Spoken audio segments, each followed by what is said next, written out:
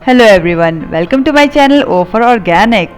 Last video में हम लोगों ने डिस्कस किया था इलेक्ट्रोमैग्नेटिक वेव्स के बारे में। इस वीडियो में हम डिस्कस करेंगे उनकी कुछ प्रॉपर्टीज़। हमने देखा था कि सन से कई टाइप्स की इलेक्ट्रोमैग्नेटिक वेव्स आती हैं, जिनमें से कुछ अर्थ तक पहुंचती हैं, कुछ को अर्थ का एटमॉस्फेयर रोक लेता है। लेकिन हम कैसे पता लगाएंगे कि कौन सी अल्ट्रावायलेट रेज है, कौन सी गामा है, कौन सी विजिबल है, कौन सी एक्स रेज है? तो चलिए इसको समझते हैं एक एग्जाम्पल से। मान लीजिए लोगों का एक ग्रुप है जिनमें से आपको अपने दोस्त को पहचानना है। तो आप उसे कैसे पहचानेंगे? आप उसे उसके चेहरे से पहचान सकते हैं, आप उसे उसकी हाइट से पहचान सकते हैं, आप उसे उसकी फिजिक से पहचान सकते हैं। मान लीजिए अंधेरा है और इन तीनों में से आपको कुछ भी ना दिख रहा हो, तो आप उसे उसकी आवाज़ से पहचान सकते हैं।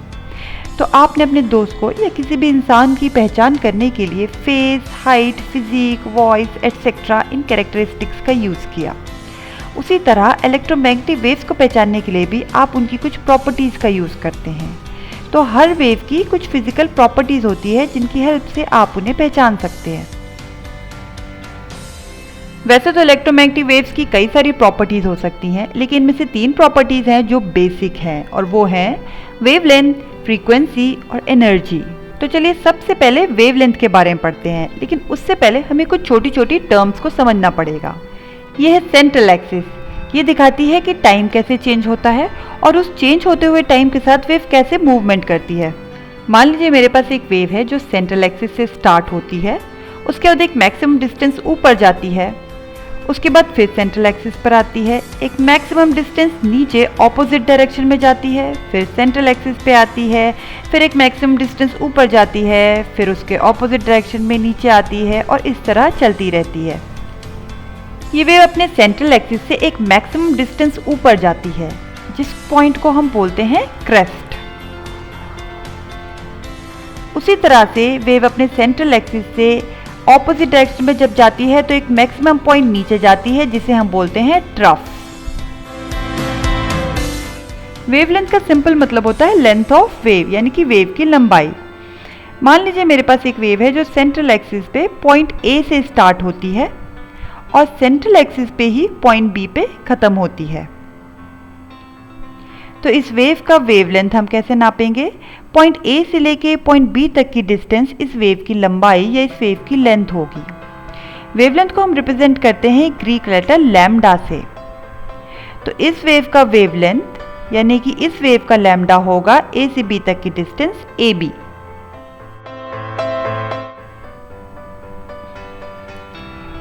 लेकिन हर वेव सेंट्रल एक्सिस से स्टार्ट नहीं होती, तो उसके लिए हमारे पास 2 और तरीके हैं वेवलेंथ नापने के। या तो हम 2 क्रेस्ट के बीच की डिस्टेंस नाप लें, या फिर हम 2 ट्रफ के बीच की डिस्टेंस नाप लें। इसको समझने के लिए हम इस फिगर में कुछ पॉइंट्स लेबल करते हैं। यह है point A, point B, point C, point D, E and F. तो यहाँ पर वेवलेंथ या लैम्डा हम कैसे नाप सकते हैं?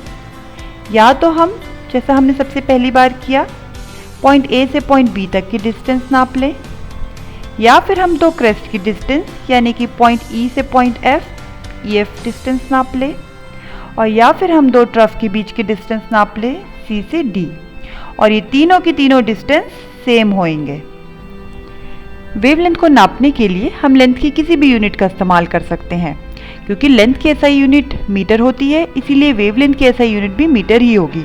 लेकिन कई वेव्स बहुत छोटी होती हैं, तो इसीलिए हम कई बार और छोटी यूनिट जैसे कि एंगस्ट्रॉम और नैनोमीटर का यूज़ करते हैं। चलिए अब पढ़ते हैं फ्रीक्वेंसी के बारे में। फ्रीक्वेंसी के बारे में पढ़ने से पहले हम एक छोटा सा एग्जाम्पल कंसीडर करते हैं। मान लीजिए एक कॉम्पिटिशन है और आपको ए से लेके बी तक दौड़ना है। इस कंपटीशन में एक छोटा सा बच्चा और उसके पापा पार्टिसिपेट करते हैं। तो आप गेस कर सकते हैं इस कंपटीशन में कौन जीतेगा? पहली बार देखने में लगता है कि कंपटीशन पापा ही जीतेंगे, क्योंकि पापा की हाइट बच्चे से ज़्यादा होगी, तो पापा के स्टेप्स का साइज बच्चों से बड़ा होगा। लेकिन अगर मैं आपसे कहूँ कि इस रेस में, इस कंपटीशन में पापा और बच्चा दोनों जीतते हैं, दोनों बराबर टाइम में ए से लेके बी तक की डिस्टेंस कवर करते हैं, तो आप इसे कैसे समझाएंगे? पापा के स्टेप बच्चे से बड़े होंगे लेकिन एनर्जी बच्चे में ज़्यादा होगी। तो सेम टाइम में जब पापा एक स्टेप लेते हैं, बच्चा 2 स्टेप ले सकता है और इस तरह से वो पापा के बराबर तक पहुंच सकता है। मान लीजिए A से B तक की डिस्टेंस के लिए पापा ने 3 स्टेप लिए, जिन्हें मैंने ब्लू कलर से दिखाया है, और उसी डिस्टेंस को कवर करने के लिए बच्चे ने 6 स्टेप लिए, जिसे मैंने ग्रीन कलर से दिखाया है। तो यहाँ हम देख सकते हैं कि जब पापा एक स्टेप ले रहे थे तो बच्चा 2 स्टेप ले रहा था और बच्चे ने ये 6 स्टेप्स में डिस्टेंस कवर की, पापा ने 3 में। मान लीजिए इस पूरी डिस्टेंस को कवर करने में 1 मिनट का टाइम लगा, तो हम कह सकते हैं पापा 3 स्टेप्स पर मिनट की स्पीड से चले और बच्चा 6 स्टेप्स पर मिनट की स्पीड से चला। ये 6 और 3 जो है ये पापा और बच्चे की फ्रीक्वेंसी है। अब समझते हैं इसको एक वेव की हेल्प से। यहाँ पर मेरे पास 2 वेव्स, वेव 1 और वेव 2 है। वेव 1 की वेवलेंथ लैम्डा 1 है और वेव 2 की वेवलेंथ लैम्डा 2। हम यहाँ देख सकते हैं कि वेव 1 की वेवलेंथ ऑलमोस्ट आधी है, हाफ है वेव 2 की वेवलेंथ के कंपैरिजन में। तो अगर दोनों को A से B तक की डिस्टेंस ट्रेवल करनी है तो वेव 1 की ज़्यादा वेव्स ट्रेवल करेंगी उस डिस्टेंस को एज कम्पेयर टू वेव 2। यहाँ हम देख सकते हैं कि वेव 1 ने इस डिस्टेंस को 4 लैम्डा 1 में कवर किया है, जबकि वेव 2 ने इस डिस्टेंस को सिर्फ 2 लैम्डा 2 में कवर किया है। तो हम कह सकते हैं कि वेव 1 की फ्रीक्वेंसी वेव 2 से डबल है। मान लीजिए वेव 2 1 सेकेंड में 1 वेवलेंथ डिस्टेंस ट्रैवल करती है, तो वेव 1 को उसे कॉम्पनसेट करने के लिए, उसके बराबर तक पहुंचने के लिए 2 वेव्स ट्रैवल करनी पड़ेंगी। तो हम कह सकते हैं कि वेव 1 2 वेव्स पर सेकेंड के हिसाब से चलती है और वेव 2 1 वेव पर सेकेंड के हिसाब से चलती है। सेम पुराने वाले एग्जाम्पल की तरह जब बच्चे ने स्टेप्स ज़्यादा लिए थे, तो ये 2 वेव्स पर सेकेंड और 1 वेव पर सेकेंड ये कहलाती है इन वेव्स की फ्रीक्वेंसी।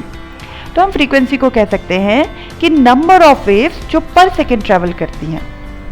फ्रीक्वेंसी को दिखाते हैं हम ग्रीक लेटर न्यू से और इसकी ऐसा यूनिट होती है हर्ट्ज। तो अगर मैं कहूँ किसी वेव की फ्रीक्वेंसी 5 हर्ट्ज है, तो इसका मतलब 1 सेकेंड में एक पर्टिकुलर जगह से 5 वेव्स ट्रैवल कर सकती हैं।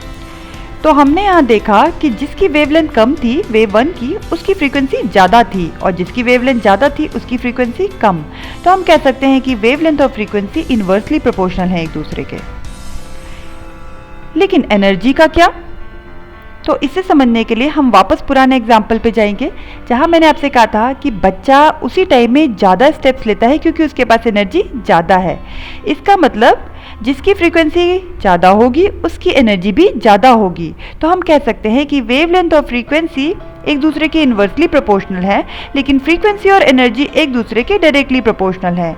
तो जिसकी वेवलेंथ कम होगी उसकी फ्रीक्वेंसी ज़्यादा होगी और उसकी एनर्जी भी ज़्यादा ही होगी, एंड वाइस वर्सा। तो हम इलेक्ट्रोमैग्नेटिक वेव्स की 3 इंपॉर्टेंट प्रॉपर्टीज के बारे में डिस्कस कर चुके हैं, वेवलेंथ, फ्रीक्वेंसी और एनर्जी। हम देख चुके हैं कि ये तीनों प्रॉपर्टीज आपस में इंटरलिंक्ड होती हैं।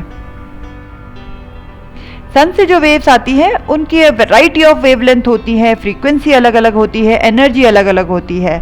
तो हम उन वेव्स को उनकी वेवलेंथ, फ्रीक्वेंसी और एनर्जी के हिसाब से अलग अलग नाम देते हैं। यहाँ पे हम देख सकते हैं गामा रेज, रेडियो वेव्स और इंफ्रारेड रेज। गामा रेज की वेवलेंथ सबसे कम होती है तो उसकी फ्रीक्वेंसी सबसे ज़्यादा होगी और उसकी एनर्जी भी सबसे ज़्यादा होगी। रेडियो वेव्स की सबसे ज़्यादा होती है वेवलेंथ तो उसकी फ्रीक्वेंसी सबसे कम और एनर्जी भी सबसे कम होगी, एंड सो ऑन।